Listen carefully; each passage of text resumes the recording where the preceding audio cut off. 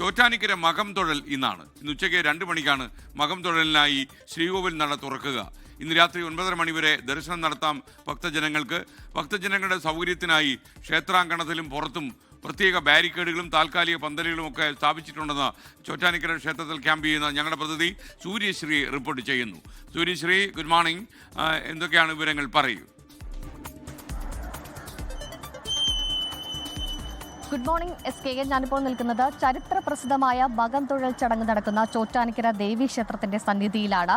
കുംഭമാസത്തിലെ മകം നാളിലാണ് ഈ മകം തൊഴൽ ചടങ്ങുകൾ നടക്കുന്നത്. ഉച്ചയ്ക്ക് 2 മണിയോടുകൂടി മകം തൊഴൽ ചടങ്ങുകൾ ആരംഭിക്കും. രാത്രി 9:30 വരെയാണ് ഈ ചടങ്ങുകൾക്കായി ക്ഷേത്രനട തുറന്നിരിക്കുക. പക്ഷേ അവസാനത്തെ ഭക്തനെയും ദേവി ദർശനം നടത്തിയ ശേഷം മാത്രമായിരിക്കും നട അടയ്ക്കുക എന്നാണ് ക്ഷേത്രം ഭാരവാഹികളൊക്കെ തന്നെ അറിയിച്ചിരിക്കുന്നത്. പ്രധാനമായും ഈ ചടങ്ങുമായി ബന്ധപ്പെട്ടൊരു ഐതിഹ്യം എന്താണെന്ന് പറഞ്ഞാൽ, സർവാഭരണ വിഭൂഷ ദേവി അഭയവരത മുദ്രകളോടുകൂടി വില്യമംഗലം സ്വാമിമാർക്ക് ദർശനം നൽകിയ ഈ ഒരു ദിവസത്തെയാണ് വർഷാവർഷം തോറും മകം തൊഴൽ ചടങ്ങ് എന്ന് വിശ്വാസത്തിൽ ആചരിക്കുന്നത്.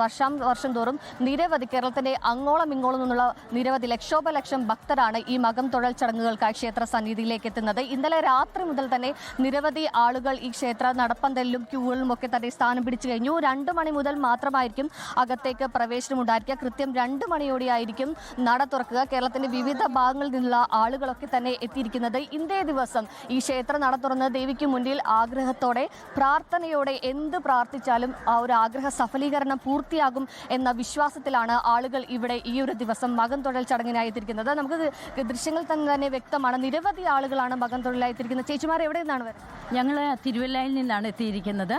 ഇന്നലെ 1 മണിയോടുകൂടി ഇവിടെ എത്തി. വളരെ വളരെ തിരക്കാണ്. ഇരുന്നിടത്ത് തന്നെ ഞങ്ങൾ ഇരിക്കുകയാണ്. അല്പം പോലും മാറാൻ സാധിച്ചിട്ടില്ല. എല്ലാ വർഷവും എത്താറുണ്ട്.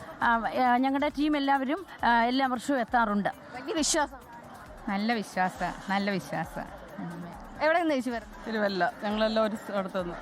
കേരളത്തിന്റെ പല ഭാഗങ്ങളിൽ, ഇപ്പോൾ തിരുവല്ല, അതുപോലെ തന്നെ കൊല്ലം, പാലക്കാട്, അങ്ങനെ പല ഭാഗങ്ങളിൽ നിന്നുള്ള ആളുകൾ നേരത്തെ തന്നെ എത്തി സ്ഥാനം പിടിച്ചു കഴിഞ്ഞിരിക്കുന്നു. ഇവർക്ക് എത്രയും 2 മണിയോടുകൂടി ക്ഷേത്ര സന്നിധിയിൽ നട തുറക്കുമ്പോൾ ദേവിയെ ദർശിക്കാൻ തങ്ങളുടെ ആഗ്രഹങ്ങളെല്ലാം ദേവിക്ക് മുന്നിൽ അർപ്പിക്കുന്നതിന് വേണ്ടിയാണ് ആളുകൾ എത്തിയിരിക്കുന്നത്. ഇവിടെ ക്രമീകരണങ്ങളും ഒക്കെ തന്നെ പൂർത്തിയാണ്. ക്ഷേത്രത്തിന്റെ പടിഞ്ഞാറ് നടയിലൂടെ സ്ത്രീകളെയും ക്ഷേത്രത്തിന്റെ വടക്കേ പൂരപ്പറമ്പിലൂടെ പുരുഷന്മാരെയും അതുപോലെ തന്നെ കുടുംബവുമായി എത്തുന്നവരെയൊക്കെ തന്നെയാണ് പ്രവേശിപ്പിക്കുന്നത്. ഏകദേശം 800ഓളം അടങ്ങുന്ന പോലീസ് ഉദ്യോഗസ്ഥർ ഇവിടെ സുരക്ഷാ ക്രമീകരണങ്ങൾ ഒരുക്കിയിട്ടുണ്ട്. 700ഓളം വോളണ്ടിയേഴ്സുമുണ്ട്. അതുപോലെ തന്നെ ചൂടുകാലമാണ്, വേനൽക്കാലമൊക്കെ ആയതുകൊണ്ട് കൃത്യമായി വെള്ളവും ഭക്ഷണവും ഒക്കെ ആളുകൾക്ക് എത്തിക്കുന്ന തരത്തിലാണ് ഇവിടെ ക്രമീകരണങ്ങളെല്ലാം ഒരുക്കിയിരിക്കുന്നത്. 2 മണിയോട് കൂടിയായിരിക്കും ദേവി ദർശനത്തിനായി നട തുറക്കുക. ലോകത്തെവിടെയായാലും ഏത് സമയത്തും 24 വാർത്തകളും ഓഗ്മെന്റഡ് റിയാലിറ്റി പാക്കേജുകളും എക്സ്പ്ലെയിനറുകളും വിശദമായി കാണാൻ ഞങ്ങളുടെ YouTube ചാനൽ നിങ്ങൾക്ക് സബ്സ്ക്രൈബ് ചെയ്യാം.